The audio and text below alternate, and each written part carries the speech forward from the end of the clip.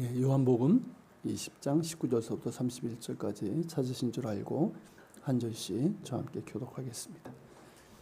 이날 곧 안식 후 첫날 저녁 때 제자들이 유대인들을 두려워하여 모인 곳의 문들을 닫았더니 예수께서 오사 가운데 서서 이르시되 너희에게 평강이 있을지어다.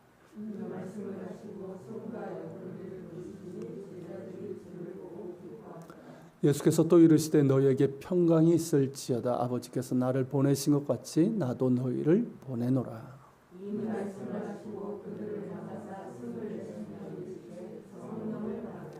너희가 누구의 죄든지 사하면 사여질 것이요 누구의 죄든지 그대로 두면 그대로 있으리라 하시니라.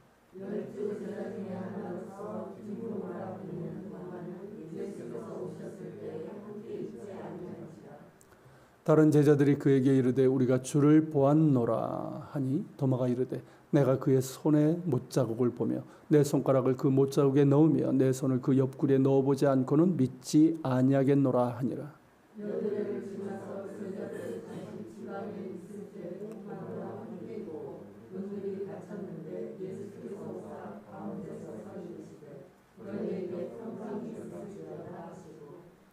도마에게 이르시되 내 손가락을 이리 내밀어 내 손을 보고 내 손을 내밀어 내 옆구리에 넣어보라. 그래야 믿음 없는 자가 되지 말고 믿는 자가 되라.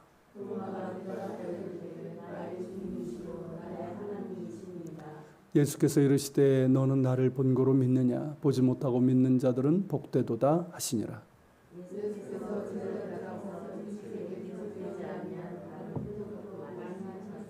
다 같이 오직 이것을 기록하면 얻게 하려 하며 또 너희로 믿고 그 이름을 힘입어 생명을 얻게 하려 함이니라. 아멘. 지난 주일 부활주일 설교 처음에 말씀드린 것처럼 예수 그리스도의 부활은 역사적 사실입니다. 합리적인 증거와 이성적인 검증을 중요시하는 오늘날에도 이 부활은 의심의 여지 없는 역사적 사실입니다. 하지만 이를 믿지 못하고 받아들이지 않는 이들이 많습니다. 그러니까 죽은 자가 다시 살아나는 것은 자연 법칙에도 위배되고 우리 인간의 경험에도 이제 어긋난다는 것이죠. 그래서 이제 여전히 믿지 못하고 이제 받아들이지 않는 이들이 많습니다. 사실 부활은 쉽게 믿어지는 사건은 아닙니다. 하지만 제자들을 비롯해서 500여 명이 넘는 사람들이 예수님의 부활을 말했고 또한 선포하며 세상에 전했습니다. 즉 그들이 증언한 대로 죽으시고 부활하신 예수님을 만난 것입니다.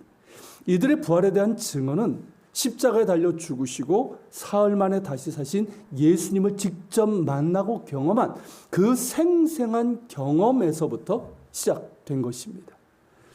도마 역시 그랬습니다. 도마는 예수님께서 이제 부활하신 날 저녁에 제자들이 이제 숨어있던 곳에 나타났었을 때 그 자리에 없었습니다.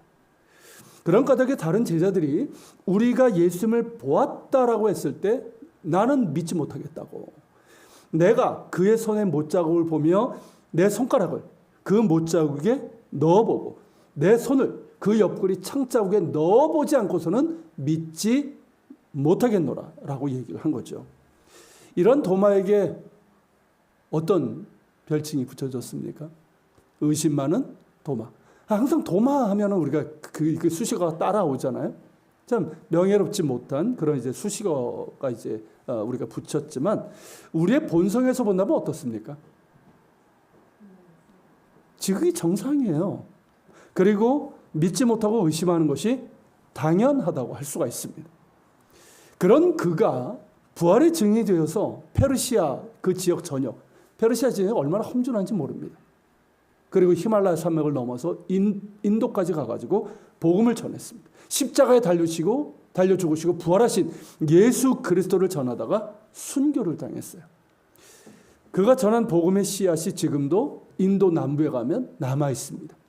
이제 도마교회라고 하는데 그 오래된 교회 흔적들이 이제 유적들이 남아 있고 서구 선교사들이 들어가기 전에 이미 수십만 명의 교인들이 있었어요. 지금도 도마교회 혹은 도마교단이라고 하는데 이 도마교회에 속한 사람들이 약 750만 명이 있습니다. 이런 극적인 변화를 어떻게 설명할 수 있을까요? 도마의 이런 변화는 바울의 회심만큼은 아니지만 극적입니다. 바울도 그렇고 도마 역시 이런 극적인 변화를 설명할 수 있는 것은 오직 하나, 십자가에 죽으시고 부활하신 예수님을 만난 것입니다. 그렇지 않고는 이런 변화는 불가능하고 다른 어떤 것으로 설명할 수 없습니다. 더불어 도마가 부활하신 예수님을 만났을 때 했던 신앙 고백이 있죠. 그 고백은 베드로의 신앙 고백만큼 훌륭하고 위대한 신앙 고백입니다. 예수님께서 도마를 제외한 이제 다른 제자들에게 나타나신 후에 8일이 지난 후, 한 일주일 정도 지난 후죠. 그때 이제 다시 나타나셨는데 그때는 도마도 다른 제자들과 함께 있었습니다. 모든 문들이 닫혔는데 호련히 예수님께서 나타나셨고, 그리고 도마에게 물으시죠. 말씀하십니다. 네 손가락을 이리 내밀어서 내 손을 보고 너의 손을 내밀어 내 옆구리에 넣어보라고 얘기를 하셨어요. 그러면서 믿음이 없는 자가 되지 말고 믿는 자가 되라 라고 하셨습니다. 그러니까 도마의 요구를 그대로 허락하신 것인데, 이 장면을 그린 성화를 보면, 여러분 그 그림 보셨습니까? 이 장면을 그린 성화들, 그걸 보면 대부분 그래요. 도마가 실제로 손가락을 가지고 예수님의 그 못자국에 이렇게 넣으려고 하는 이런 모습으로 이제 많이 묘사되어 있는데, 실제로 도마가 그런 것 같지는 않습니다. 아니, 두 눈으로 이렇게 분명하게 예수님을 보고 있고 내 두 귀로 이토록 생생하게 예수님의 말씀을 들었는데 어찌 그리 하겠습니까? 여러분이면 그렇게 하겠어요? 대신 도마는 이렇게 말합니다. 나의 주님이시요 나의 하나님이시니이다. 어찌 보면 난데없이 불쑥 튀어나온 말 같기도 합니다. 그렇게 의심하던 도마가 한 말이기 때문입니다. 그런데 바로 이 말이 요한을 비롯해서 복음서 저자들이 우리에게 전하고자 한 말이에요. 특히 본문의 저자인 요한은, 사도 요한은 복음서의 첫 부분에서 이렇게 말했습니다. 태초에 말씀이 있었고 이 말씀은 하나님과 함께 있었으니 이 말씀이 곧 하나님이시라. 바로 그 말씀이 육신이 되어 우리 가운데 거하셨고 우리가 그의 영광을 보니 아버지의 독생자의 영광이요 은혜와 진리가 충만하더라. 이렇게 말했습니다. 바로 이것이에요. 요한이 보았던 그 영광, 곧 아버지의 독생자의 영광을 도마도 본 것입니다. 십자가에 달려 죽으시고 부활하신 예수님, 그 못자국 난 두 손과 옆구리에 찔린 창자국 그대로 부활하신 예수님에게서 하나님의 아들의 영광을 본 것입니다. 그러게 도마는 다른 어떤 사람들보다 더 높이 훌쩍 뛰어넘어서 그 철저한 의심에서 담대한 믿음으로 도약할 수가 있었던 거예요. 나의 주님이시요 나의 하나님이시니다 라고 말입니다. 그리고 이것은 사도 요한이 이 책 요한복음을 기록한 목적이기도 합니다. 30절 31절 여러분 화면 한번 보세요. 다시 한번 보십시오. 같이 한번 읽어볼까요? 예수께서 제자들 앞에서 이 책에 기록되지 아니한 다른 표적도 많이 행하셨으나 오직 이것을 기록함은 너희로 예수께서 하나님의 아들 그리스도심을 믿게 하려 하며 또 너희로 믿고 그 이름을 힘입어 생명을 얻게 하려 함이니라. 아멘. 우선 예수님께서 행하신 표적들이 이 책이 기록한 것보다 훨씬 많다는 것입니다. 맞죠? 당연하죠. 예수님께서 행하신 이적들과 또한 말씀하신 것들은 복음서에 기록한 것보다 많습니다. 복음서에 없지만 바울 서신이나 서신서 등에 나와 있는 예수님의 말씀도 있어요. 그리고 정경에는 포함되지 않았지만 신약 외경이나 위경을 보면 예수님께서 행하신 이적과 말씀에 대한 기록이 있습니다. 분명히 많을 거예요. 그리고 이제 우리 입장에서는 그것 좀 다 기록하지. 물론 그때는 이제 뭐 인쇄술 이런 것들이 발달하지 않아서 기록하려면 이게 어마어마한 양인데 뭐 그런 아쉬움이 있지만 그 모든 것들을 기록하지 않은 이유가 있다는 거예요. 그게 뭡니까? 너희로 예수께서 하나님의 아들 그리스도이심을 믿게 하려 하며 너희로 믿고 그 이름을 힘입어 생명을 얻게 하려 함이라. 바로 여기에 목적이 있다는 거예요. 여러분 복음서는 예수님의 전기가 아닙니다. 그러니까 예수님의 일대기를 기록한 것이 아니에요. 복음서의 기록 목적은 사도 요한이 말한 것처럼 우리로 하여금 예수님이 하나님의 아들 그리스도심을 믿게 하려 함이고 그 이름을 힘입어 생명을 얻게 하는 데 있습니다. 그런 까닭에 복음서에는 예수님의 공생에 집중하고 그 중에서도 십자가 고난과 예수님의 부활에 집중하고 있는 거예요. 도마가 고백한 것처럼 예수님은 주님이시고 하나님이십니다. 베드로가 고백한 것처럼 예수님은 그리스도시요 살아계신 하나님의 아들이십니다. 바로 이 믿음을 우리도 갖게 하려고 복음서를 기록한 것이고 예수께서 우리의 구원자 그리스도 하나님의 아들이심을 믿는 이 믿음을 통해서 우리가 새 생명을 얻게 하기 위해서 복음서를 기록한 것입니다. 바울과 요한, 야고보 등이 서신서를 쓴 이유도 바로 여기 있습니다. 그들 모두는 십자가에 죽으시고 부활하신 예수님을 만났습니다. 그 전까지는 그들은 예수님을 제대로 이해하지 못했어요. 베드로처럼 예수님을 3번 부인했고 다른 제자들처럼 예수님을 버리고 도망갔습니다. 도마처럼 의심하여 믿지 못했고 바울처럼 예수님을 거부하고 저주하면서 핍박을 했습니다. 그랬던 그들이 부활하신 예수님을 만났고 그들은 한결같이 예수님을 주님이시오 메시아 하나님의 아들로 믿으며 고백을 했습니다. 부활하신 예수님에게서 하나님의 영광을 본 것입니다. 바로 이 믿음, 이 고백이에요. 예수님이 나의 주님, 나의 하나님이시라는 이 믿음의 고백입니다. 주는 그리스도시요 살아계신 하나님의 아들이시라는 이 믿음의 고백입니다. 이 믿음이 우리를 구원합니다. 이 믿음 안에서 우리가 죄 용서받고 의롭다함을 얻으며 거듭남의 생명을 얻습니다. 이 믿음 안에서 우리는 새 생명을 얻습니다. 이 새 생명은 하나님의 새로운 생명이에요. 생명의 근원이신 하나님께서 우리에게 주시고자 하시는 새 생명이에요. 하나님께서 만들어 가시는 새 시대의 생명이에요. 지금 우리의 생명과는 다른 차원의 생명인 거예요. 이 생명은 영원합니다. 그래서 영생을 얻으리로다 이 말씀을 하시는 거예요.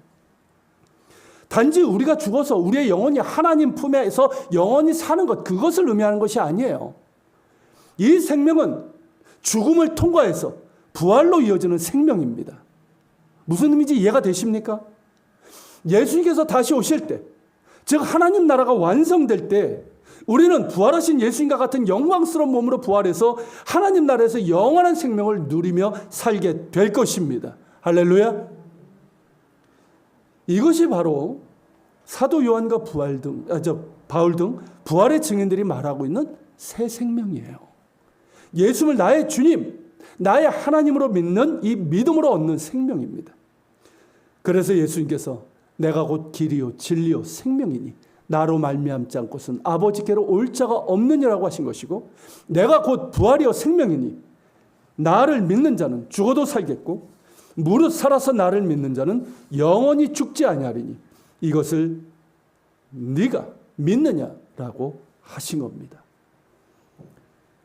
예수님께서는 도마에게 너는 나를 본고로 믿느냐? 보지 못하고 믿는 자들은 복되도다라고 하셨습니다. 어떻게 보면 어떻습니까? 의심했던 도마를 책망하시는 것처럼 보이죠.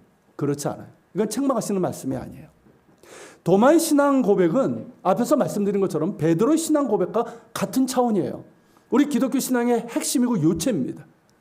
이 말씀은 부활하신 예수님을 직접 보지 못한 초기 기독교인들의 상황을 배경으로 해서 이해를 해야 됩니다. 요한복음은 주 한 90년 어간에 기록이 됐어요. 그러니까 이때는 예수님의 부활을 직접 목격한 사도들 그리고 그 증인들이 거의 다 순교하거나 세상을 떠났을 때입니다. 몇 남지 않아요. 사도 중에 요한 하나밖에 안 남지 않았을 때예요. 자, 그렇다면 성도는 어떻습니까? 지금 박해도 있는 상황이고 믿음이 흔들릴 수 있는 상황이에요. 그들은 사도들의 신앙에 비해서 자신들이 뭔가 부족한 듯한 예수님을 직접 보지 못했고 부활도 직접 경험한 사람들이 아니니까 그런 생각이 들었을 거예요. 그리고 직접 본 증인들은 이제 거의 남지 않았기 때문입니다. 불안하기도 하고 흔들릴 수 있는 상황이에요. 그런데 요한은 그들에게 예수님께서 하신 이 말씀을 통해서 그렇지 않다라고 말하고 있는 거예요. 그러면서 격려하고 있는 거예요. 당신들처럼 보지 못하고 믿는 사람들도 있고 보고 믿은 우리와 똑같이 복 있는 사람들이라는 것입니다. 보지 않고 믿는 여러분들도 보고 믿은 우리도 똑같이 복 있는 사람이라는 거예요. 예수님의 이 말씀에서 핵심은 뭘까요? 부활을 직접 보았느냐 보지 못했느냐 이것이 아니라 믿는 자가 되는 것, 이게 핵심이에요. 믿는 자가 되는 것. 여러분, 최초의 교회인 예루살렘 교회는 이 사도들과 500여 명의 사람들처럼 예수님의 부활을 직접 목격한, 그리고 그러면서 믿은 사람들도 있었습니다. 그 위에 성도들처럼 직접 보지 못했지만 믿는 사람들도 있었습니다. 그리고 지난 기독교 2000년의 역사 어떻습니까? 다 기독교인으로 산 사람들, 지난 2000년 동안. 그리고 지금 우리들 역시 보지 못하고 믿은 사람들입니다. 우리는 보지 못했습니다. 그러나 믿는 자들이 되었습니다. 믿는 자로 살아가고 있습니다. 이것이 핵심이고 이것이 중요하다는 거예요. 예수님의 부활을 직접 목격했느냐 하는 것이 중요한 것이 아니라 부활하신 예수님을 나의 주님이라고 고백할 수 있느냐 하는 것이 중요하다는 것이에요. 그리고 예수님을 나의 주님이라고 고백하는 이 신앙 고백에는 이미 부활의 주님에 대한 경험과 확신이 내재되어 있다는 사실이에요. 여러분, 이것은 놀라운 신비입니다.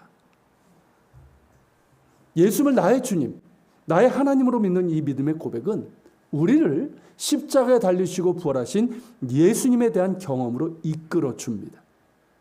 우리가 읽는 성경을 통해서, 우리가 찬송하고 우리가 기도함을 통해서, 그리고 세례와 성찬식과 예배 등에는 십자가에 달리시고 부활하신 예수님에 대한 경험이 그대로 녹아 있습니다. 여러분, 성경은 살아계신 하나님의 말씀입니다. 예수 그리스도의 복음이에요. 그 말씀 속에서 우리는 살아계신 주님을 만나게 됩니다. 저는 말씀 속에서 주님을 만났어요. 여러분들도 그러실 거예요. 살아계신 주님을 만났단 말이에요. 말씀과 기도를 통해서 나를 지으시고 사랑하시는 살아계신 하나님을 경험하게 되고 나를 위해서 십자가에 달리시고 부활하신 예수님을 경험하게 됩니다. 예배와 찬송을 통해서 주님의 임재를 경험하게 되는 거예요. 세례와 성찬식을 통해서 주님의 십자가 부활이 내게 실제적인 경험으로 다가오게 되는 거예요. 그냥 빵 하나 먹는 게 아니에요. 포도주 한 잔 마시는 게 아니에요. 나를 위해서 십자가에 죽으시고 부활하신 예수님을 내가 경험으로 하게 되는 거예요. 실제로 그 경험, 임재를 경험하게 되는 거예요. 이렇듯 우리가 하는 모든 신앙의 표현들, 그리고 예배를 통해서 우리는 십자가에 달리시고 부활하신 주님을 경험하게 되고, 이 모든 것들이 우리로 하여금 살아계신 주님께 대한 굳건한 믿음으로 이끌어 줍니다. 그래서 예배가 중요한 거예요. 그래서 예배가 중요한 거예요. 그래서 날마다 말씀과 기도 가운데 주님께 나아가는 시간이 중요한 거예요. 결코 예배를 소홀히 여기지 마십시오. 예배 꼭 참석하시고요. 사랑합니다. 사실 예배에 목숨 걸어야 돼요. 제 청년 때 이제 수련회나 어떤 집회 강사들이 늘 강조했던 게 그거예요. 청년 때 얼마나 토요일은 밤이 좋아. 아시잖아요. 얼마나 놀기 좋아하고. 그러면서 피곤해가지고 아침에 못 일어나. 그걸 이해하면서도 했던 말이 뭐냐면, 청년들이요, 예배 목숨을 걸어라. 강조를 하는 거예요. 왜일까요? 예배는 종교 행위가 아니에요. 절에 가서 불상한테 이렇게 빌거나 하듯 그런 종교 행위가 아니에요. 살아계신 하나님을 만나는 경험이에요. 하나님은 예배 가운데 임재하신단 말이에요. 비록 목회자가 설교를 하지만 그 선포되는 말씀 가운데 임재하신단 말이에요. 우리가 정말 하나님의 임재를 구하면서 찬송할 때 그 찬양 가운데 임재하시는 분이 하나님이란 말이에요. 우리가 정말 주님의 십자가 고난과 그 부활을 정말 기억하면서 감사하면서 주님의 몸과 잔을 받을 때 거기에 직접 주님께서 임재하신단 말이에요. 그래서 내가 정말 주님의 몸을 먹는 것처럼, 주님의 보혈을 마시는 것처럼 그런 경험을 우리에게 주신단 말이에요. 그 경험이 우리를 변화시키는 거예요. 그걸 우리가 은혜라고 하는 거예요. 그 은혜 경험이 있어야 돼요. 그 은혜 경험이 없으면 아무리 수십 년 믿고 교회를 다니고 뭐 직분 받고 그래도요, 몰라요. 변화되지 않아요. 더 고약해질 수 있어요. 은혜의 경험이 있어야 돼요. 그래서 은혜 자리에 있어야 되는 거예요. 괜히 그냥 예배 인원 이렇게 출석 체크하려고 예배 자리에 오라고 하는 게 아니란 말이에요. 여러분, 예배를 소중히 여기십시오. 예배 목숨을 거세요, 정말. 그만한 가치가 있어요.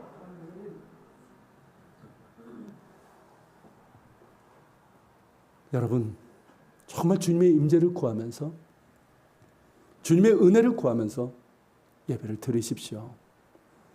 나를 사랑하사 이 땅에 오시고 나를 위해서 십자가에 달리시고 부활하시고 장차 오실 예수님을 바라보면서 감사 기쁨의 찬양을 한번 드려보세요. 목사의 말이 아니라 지금 나에게 사랑한다, 지금 나에게 말씀하시는 주님의 말씀으로 받으면서 말씀을 사모하는 가운데 들으십시오. 종이 듣겠사오니 말씀하옵소서. 이런 태도로 들으시고 말씀을 읽고 묵상해 보십시오. 하나님께서 내게 주신 은혜에 감사하며 자원하는 마음으로 즐거이 예물을 하나님께 드리세요. 하나님은 그런 사람들을 사랑하십니다. 여러분들이 개인적으로 말씀과 기도 시간을 가질 때도 마찬가지예요. 그러한 예배에 주님께서 임재하십니다. 함께 하시고 만나주시고 치유하시고 힘주시고 긍휼하심과 때를 따라 돕는 은혜를 주십니다. 이런 은혜의 경험이 우리를 십자가에 달리시고 부활하신 주님, 지금도 살아계신 주님께 대한 경험으로 이끌어 주는 거예요. 여러분들도 같을 것이라 생각하는데 저는 예수님을 만났습니다. 십자가에 달리시고 부활하신 예수님을 생생하게 만났습니다. 직접 내 눈으로 본 것은 아니지만 말씀을 통해, 기도를 통해, 찬양과 예배를 통해, 세례와 성찬을 통해 저는 십자가에 달리시고 부활하신 예수님을 만났고 계속 만나고 있습니다. 살아계시고 함께 하시는 예수님을 경험하고 있습니다. 그렇기 때문에 부활하신 주님을 보고 믿은 사도들이나 보지 못하고 믿는 우리나 똑같이 복된 사람들입니다. 아멘. 믿는 자가 복이 있습니다. 어떤 사람이 복이 있다고요? 믿는 자가.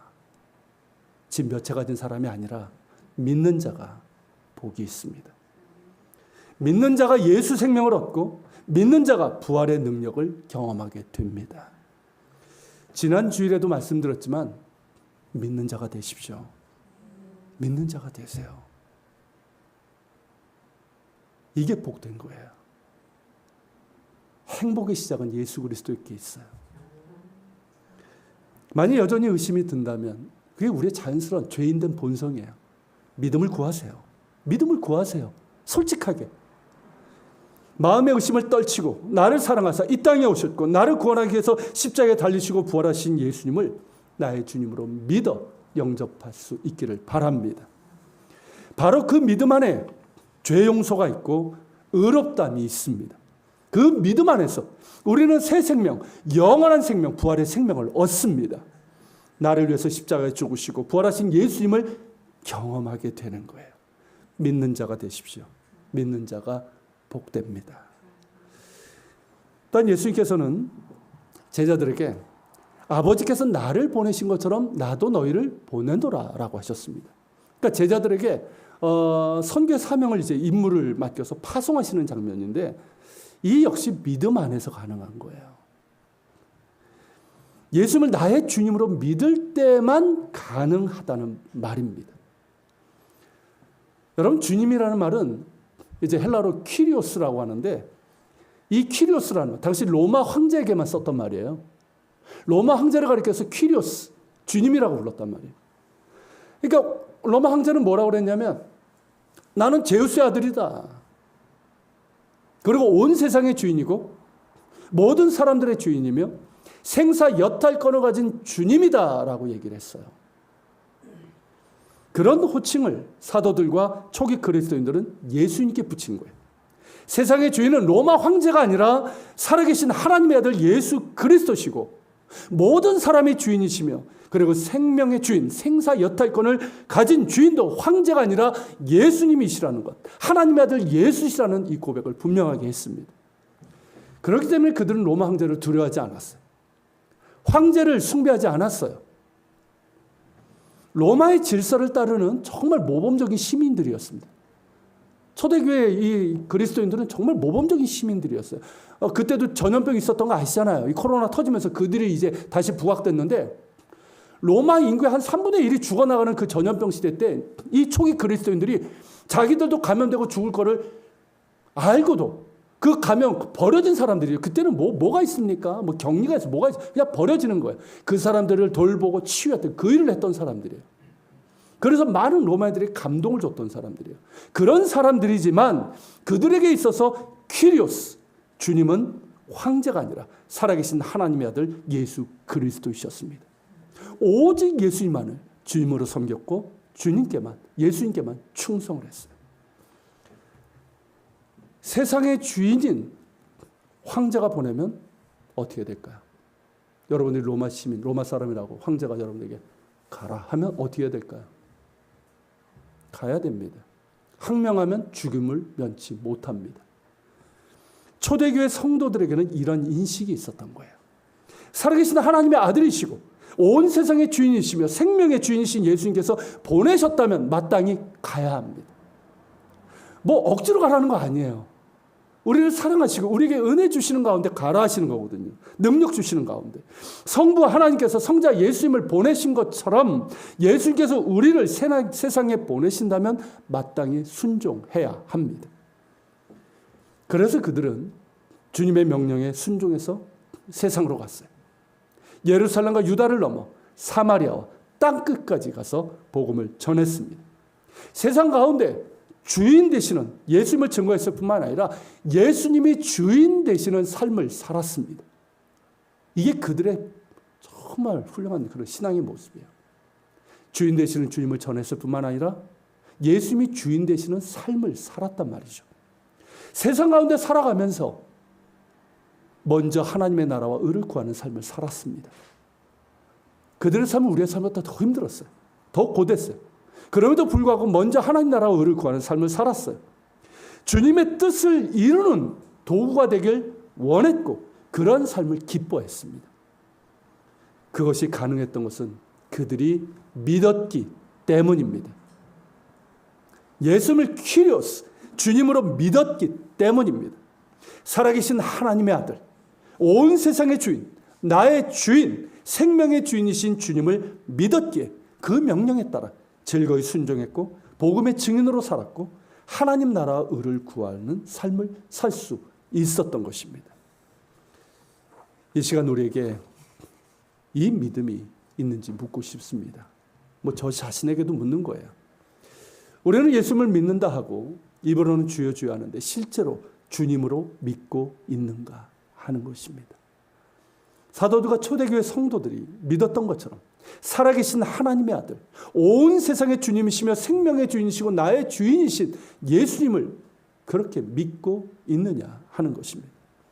믿기에 주님께서 나를 세상 가운데 보내셨음을 알고 복음의 증인으로 살아가고 또 하나님 나라 의를 구하는 삶을 살아가고 있는가 하는 것입니다. 주님의 뜻을 이루는 도구가 되길 원하며 그렇게 순종하는 삶을 살아가고 있는가 하는 것입니다. 어떻습니까? 정말 예수님을 나의 주님으로 믿고 있습니까? 우리의 믿음은요, 구체적이고 실제적이고 실천적입니다. 관념적인 믿음 아니에요. 그저 내면적인 믿음 아니에요. 나 하나만을 위하는 믿음이 아니란 말이에요. 굉장히 구체적이고 실제적이고 실천적이에요. 여러분, 퀴리오스, 나의 주님은 누구십니까? 정말 예수님이십니까? 아니면 혹시 다른 것 아닙니까? 돈, 명예, 권력, 쾌락, 내가 좋아하는 것들, 그게 쾌락이에요. 혹은 정치 이데올로기 같은 그런 것 아닙니까?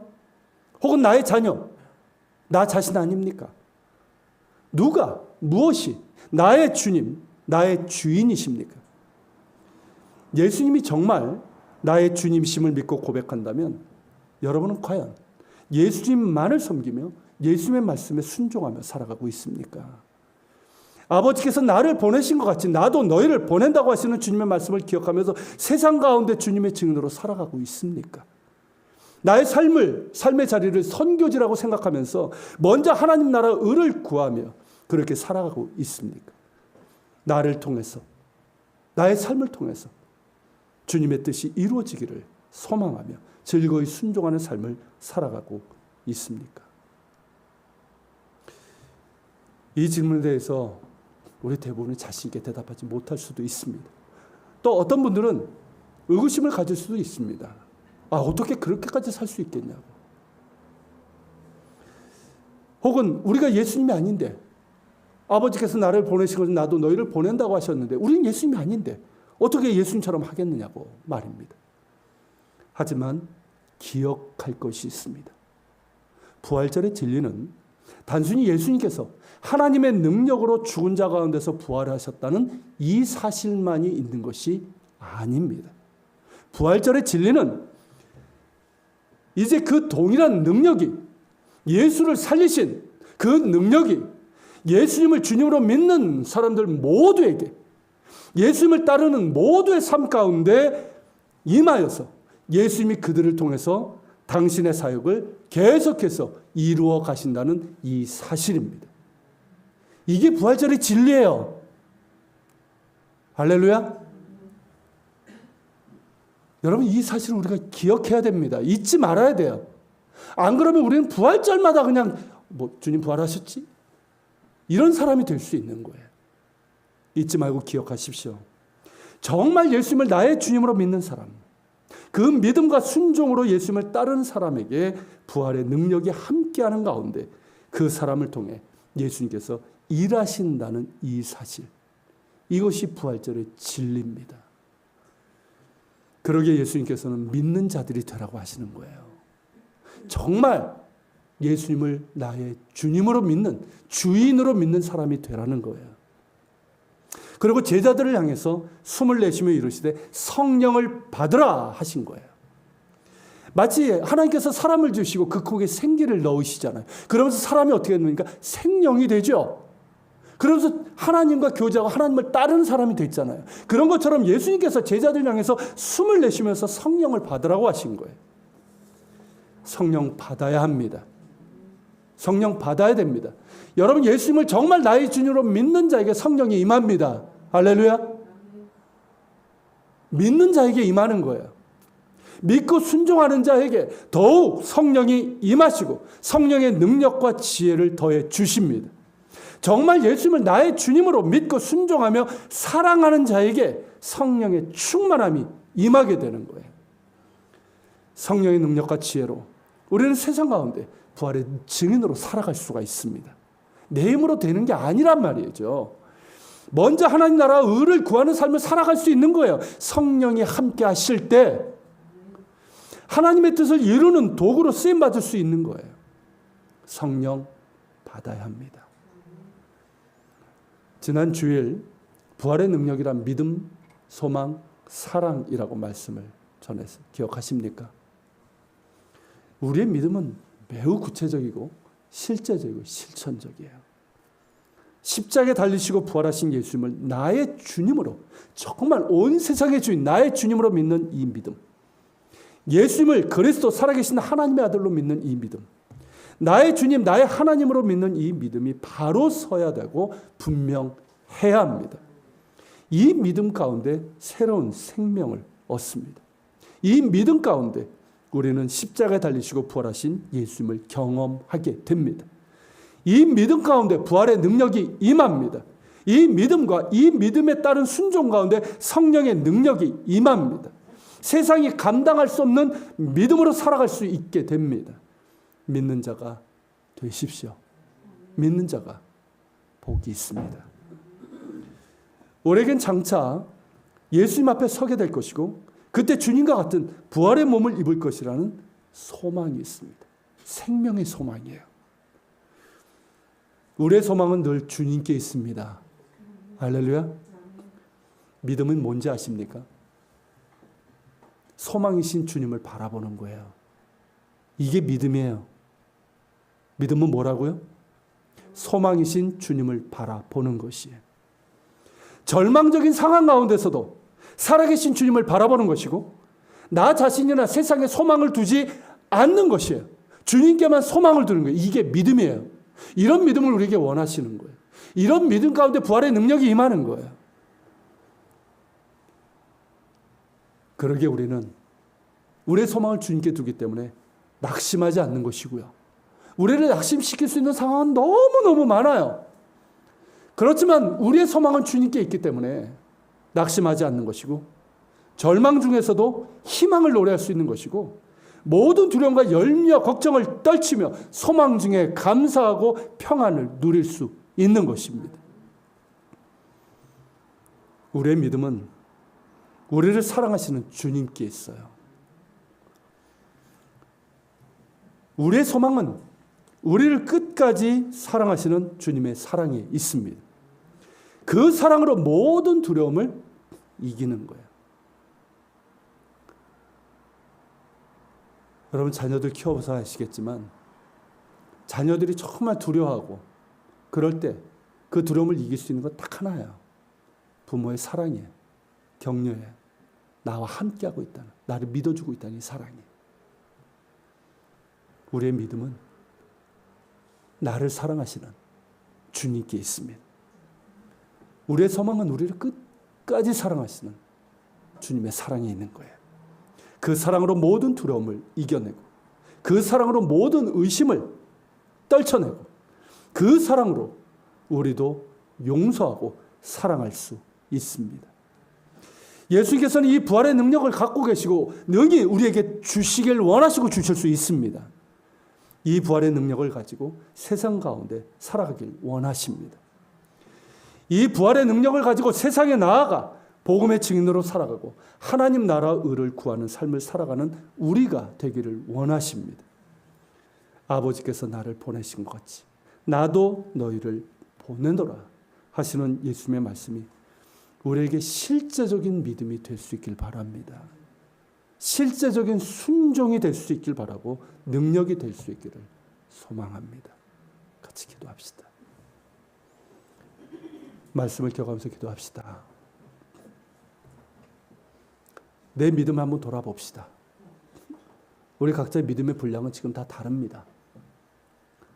그러나 주님의 말씀처럼 믿는 자가 복이 있습니다. 주님 믿는 자가 되게 하옵소서.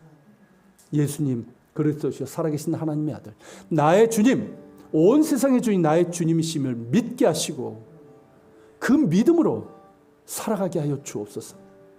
이 믿음 가운데 부활하신 주님을 만나게 하여 주시고 그 부활의 능력에 힘입어 살아가게 하여 주옵소서. 이 믿음 가운데 주님께만 소망을 두게 하여 주시옵소서. 낙심하는 가운데 절망 가운데서도 나의 소망은 주님께 있습니다. 그러기에 절망하지 않고 낙심하지 않습니다.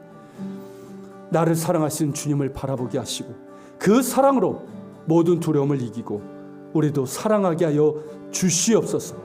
세상 가운데 나아가 주의 뜻을 이루는 도구가 되게 하여 주시옵소서.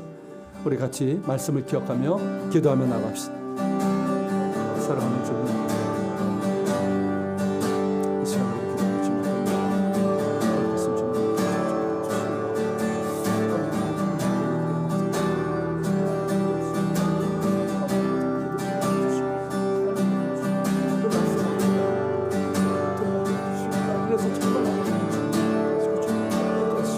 그래서 아버지 하나님 아버지 도와주시길 간절히 바라고 걸어가신 주님 도와주시고 주여 주시길 살아계신 주님 아버지 주시고 도와주시옵소서. 정말 우리 아버지를 되게 하시고 그리고 아버지 하나님 말씀대로 사랑을 되게 하시고 또 하나님 예수를 사랑하는 가운데 우리가 아버지를 사랑한다. 아버지 하나님의 축복한 아버지 하나님의 먼저 하나님 나라의 의를 또 아버지 하나님의 뜻을 이루어가는 도움을 주시고 도와주시고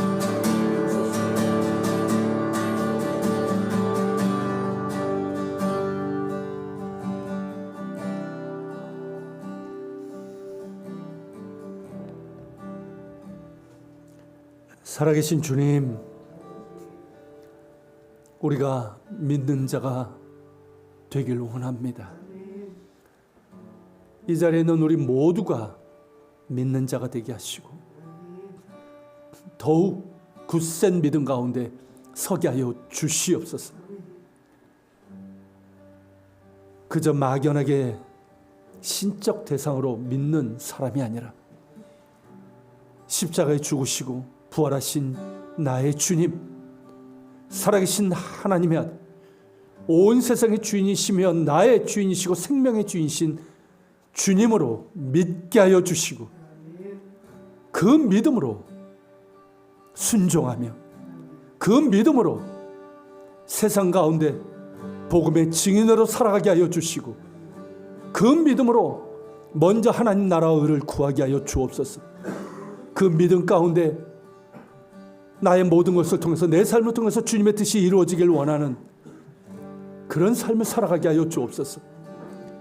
이 믿음 가운데 주님께 소망을 두게 하시고 이 믿음 가운데 용서하며 사랑하게 하여 주옵소서. 그래서 주님께서 주시는 그 능력 가운데 세상에 나가 주의 뜻을 이루며 주님을 전할 수 있는 우리 모두가 되게 하여 주시옵소서.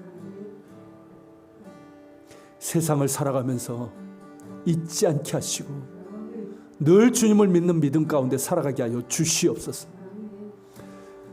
오늘도 주님 예배드리며 주님 앞에 우리 예물을 드립니다. 10의 1조를 드립니다.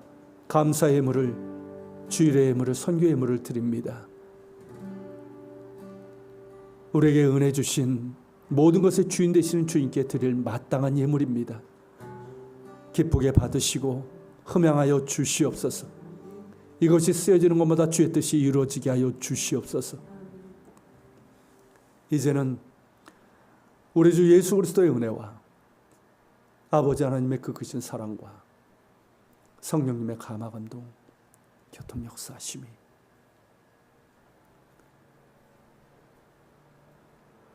나를 위해 이 땅에 오셨고 나를 위해 십자가에 달려 죽으시고 부활하신 살아계신 예수 그리스도를 나의 주님, 나의 주인으로 믿으며 그 믿음으로 순종하고 그 믿음으로 소망을 두고 그 믿음으로 사랑하며 살기를 원하는 우리 모든 지체들 머리 위에 우리 예한교회와 이 땅에 있는 교회들, 조국 대한민국과 북한 땅, 이스라엘과 우크라이나 땅 위에 세계 곳곳에서 복음을 전하는 선교사들과 박해 지역에 있는 그리스도인들 머리 위에 함께 하시기를 간절히 축원하옵나이다.